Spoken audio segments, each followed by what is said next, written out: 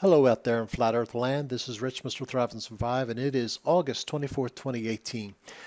You are looking at a screenshot of a video, a absolutely marvelous video, which was presented on Sun and Moon Family United channel. And I will link to that below this particular video. If you haven't subscribed to Sun and Moon Family United, I would highly suggest you do.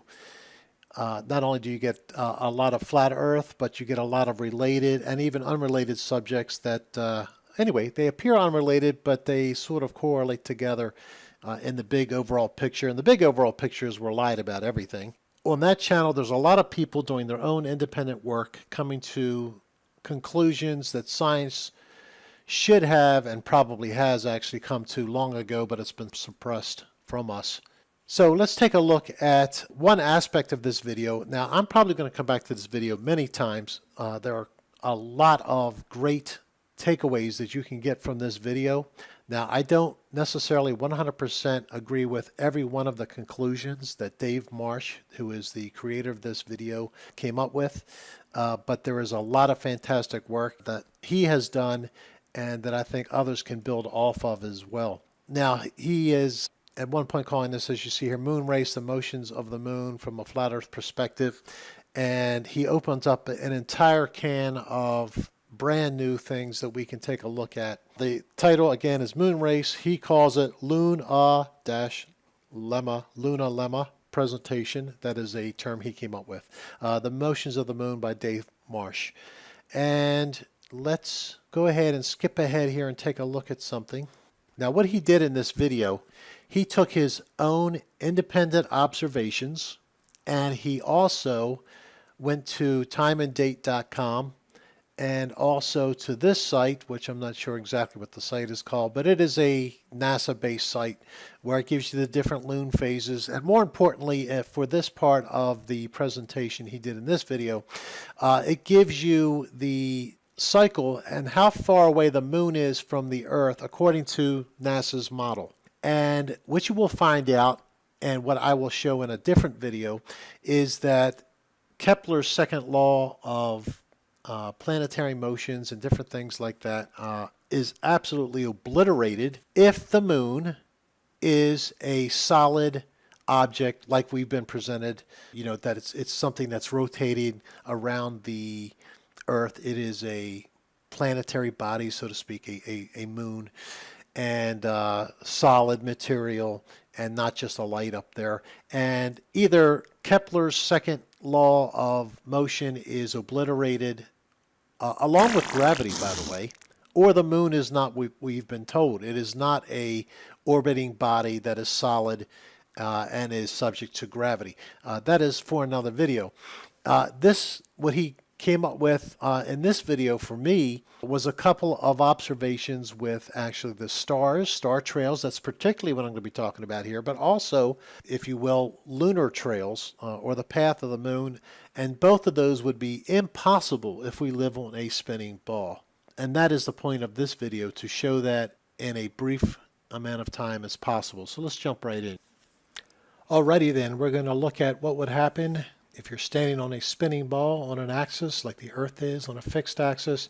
And I got to bring this up. I'm sorry for you who are more intelligent and more up to date with this stuff, but the Earth does not wobble nightly on its axis according to science. None of us will ever experience a wobble because it takes hundreds of thousands of years to happen, or whatever they say. So believe it or not, people will comment and say that's the reason for what we're about to experience here. So the Earth, if you're standing on the Earth here, let's say at this intersection of these two lines, and you're looking up at a star over here. Oh, almost forgot. We have to tilt it because people will leave a comment. You didn't tilt it on its axis. That's the problem. All right, that's tilted at what? 23.4 degrees. But that means we're not 90 degrees upward. We have to subtract 23.4. What does that leave us with?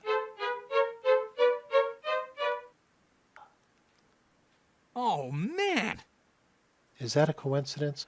I'm going to start pointing out these coincidences because they're not coincidences. Now let's start to take a look at this from reality's point of view. If you're on a spinning ball, if a person is standing here at this coordinate looking up at a star, We're going to show the same person down here. Of course, the Earth is rotating towards the east according to the official model. And this is what the observer should observe overhead with the star trail. As the Earth spins, there should be a line. Now, of course, we know that since we can't see around the supposed curve, whatever, the stars, either because of the Earth's spin or because of perspective, appear to rise and set. Either way, at the same time, this is a representation of the person on the right, seeing the star rise as it spins, and we end up with a semicircle in this case. And of course, if the star is higher up in the sky, we would get an entire circle with a 24-hour spin, that is, correct? I think we all agree on this. If you go to anything like a planetarium or if online a stellarium viewpoint, even with the different views they have, they pretty much all agree with this. Now, if you put multiple stars on, what will we get? Well, you would end up with stars that have, like this, parallel circular paths. And of course, as you got towards Polaris, you would have smaller and smaller arcs, correct? You would never have one coming in towards another. That would indicate that we're actually not on a ball or actually diverging away from one another. So let's take a look at what we actually experience on the Earth. Okay, now we're into the heart of it. This is back to the video that Dave Marsh did on Sun and Moon Family United. I encourage you to go see this in motion, but it starts with the star trails in their original position and then taking off. Here's the moon on the Tropic of Capricorn. He also shows it on the Tropic of Cancer. What I want you to see here is that the moon is doing a curve. You can see the arc, hopefully. And these stars down here are doing the same sort of arc, same thing that we were talking about. However, when you get up to the middle here, these are going in a straight line, and then these are diverging off on the other side. You can hopefully see that there's an arc going to the other side. How is that possible if you're in a fixed position on the Earth looking up? How can you see some stars rotating around one center, diverging off to the right in this case diverging off to the left, and in the middle they're straight ahead? This is impossible. They should all be going the same way from your perspective. Let's take a look at it from the Tropic of Cancer, further north. Now we have the Tropic of Cancer. Look at the moon now. It's curving up to the left, whereas before it was curving up and to the right. See the stars up here? They're curving to the left. And it's difficult here because you'll have to go and see the video. This is about 32 minutes into his video. We will actually see these star trails progressing across the screen. I'll show it a little bit here.